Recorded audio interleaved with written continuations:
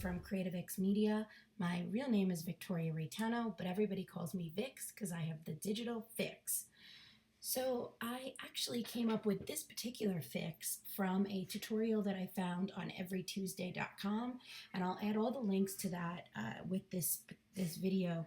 I think she's brilliant, but there were some things that I think are just take too much time. So in an effort to continue to help you DIY your digital empire, I'm sharing my hack for making a GIF in Photoshop, so that it doesn't take you a long time.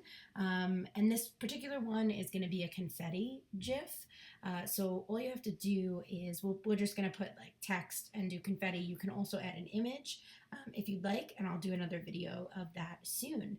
But in the meantime, all you have to do to get started is create a new Photoshop file. So if you go to File, New, set up whatever dimensions you want. I'm actually going to use the dimensions for my blog, which I use 1000 by 668. You can keep the resolution at 72. Again, it totally doesn't matter whatever dimensions you want to use. If you want to do this for Facebook, you could either do a square or you could do the timeline size. Generally, when I do squares for social, I do them 2400 pixels by 2400 pixels. So, which I'm really obsessed with today is this confetti brush tool that I found with everytuesday.com. The tutorial that she has to help you create this is brilliant, and it's super simple. So she had a few different ways for you to create this GIF using Photoshop and Illustrator, and I just found that that was a little too clumsy for a hacker like me or a DIYer. So I'm going to show you how to do it in one file. So you want to make sure that you're doing create a frame animation, and also make sure that all new layers are visible in all frames. And then you're going to go right here and create a new layer. I do like to name my layers. I'm going to call this one Confetti 1. And then you can just go in and draw some confetti. Again, to get the confetti brush tutorial, go to the links in this video, either below or above, depending on where you're watching this video. So then from here, I usually will hide this layer so that I could see, or can either keep it open so you can see what you need to add next, or you can completely hide it. But you're going to make a new layer and make sure that you are only selecting that layer. So this would be the second layer. So think about how confetti falls, and you want to maybe start from the other side of your screen to give it a little bit of a different feel. So it would be 1. So now you can like toggle between your layers to get a sense of what it'll actually look like. And then I like to do at least 2 more, and then we'll get into the text. So we'll do confetti 3. And just to give yourself a guide, you want to definitely add some more at the bottom. And then let's do 1 more. Confetti 4, because there's a little bit of a hole here. Actually, you know what?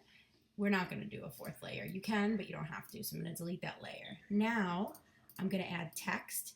And I actually figured out a way to get the text to look like it's blinking as well. So the font that I really like to use is either Throw My Hands Up or where's the other one that I'm kind of in love with these days? Let's just stick with Throw My Hands Up. So you can pick whatever color you want. I am going to use purple because that's as the first color, because that's my favorite color. So then when you click on T, you'll start a new layer here, and we're going to do Happy Birthday, or let's do Friday, because who doesn't love Friday? And then I'm going to do Command T so that I can make it bigger, because we'll want it to go right in the middle. There we go. Friday. And now you want to make a duplicate so that you can get the colors to flash. And what you're going to do here is duplicate layer, Friday copy. That works just fine. And you're going to actually change the color. I'm going to do a pink so that it goes from purple to bright pink. And now you can go back to your selector tool, and there you go. So as you toggle between, you can see that it will be pink and purple. So now you're going to go down here and start on your animation. I do recommend either 0.5 or 0.2, and you want to make sure that this is toggled to forever. If you click on the drop down, it's right there. And then for your first layer, what you're going to start with is you want to show the word and the first round of confetti. Obviously, you can choose to do no words or just one word or just the confetti. The placement is totally up to you. And now next, you click here on this little icon to add a new layer, and you're going to actually switch out the words with the second round of confetti. So you can either do whatever you put as visible per layer in these little frames will show up each time. It basically records the frame. So if you just want it to be that the text changes each time, leave the same amount of confetti per new frame so that the text is the thing that moves more than the confetti. So next, we'll go back to, we'll keep it on we'll keep it on pink, and we'll use the second layer of confetti, and then we'll switch the text to purple, and then we'll go here, we'll leave the text purple, put the third layer of confetti, make another copy, change the confetti, change the text, and for the final one, go back to purple and get rid of the pink. And then do one more so that we end on pink. Now you can click the play button, and as you can see, because we lined up the text, it plays and it changes it not only drops confetti down, but it also changes the color of the text. So then if you happen, now you can push pause because it gets a little overwhelming. And then if you happen to have a newer version of Photoshop, if you go into export, it will show you save for web legacy, and a lot of the tutorials online say save for web, so I actually had gotten really confused, but then I realized that you could just do it via file, export, and you can do export as, or you can do save for web. So I'm going to recommend that you do save for web. This screen will come up, it will let you preview it right here by clicking the play button, so you make sure that it's exactly what you want. You can also change the width.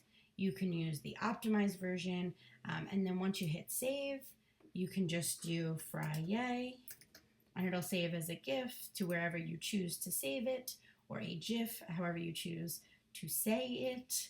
And then from there, what you're going to want to do is actually upload it to giphy.com, or any one of the sites that host GIFs, or GIFs, however you prefer to say it, so that you can then share the link with friends, family, everyone you know on social media.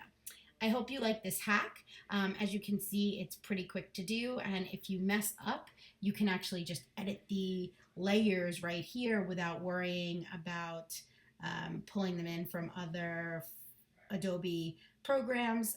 Really simple and easy if all you have is Photoshop, and if you're really comfortable in Photoshop, which many DIYers that I know are.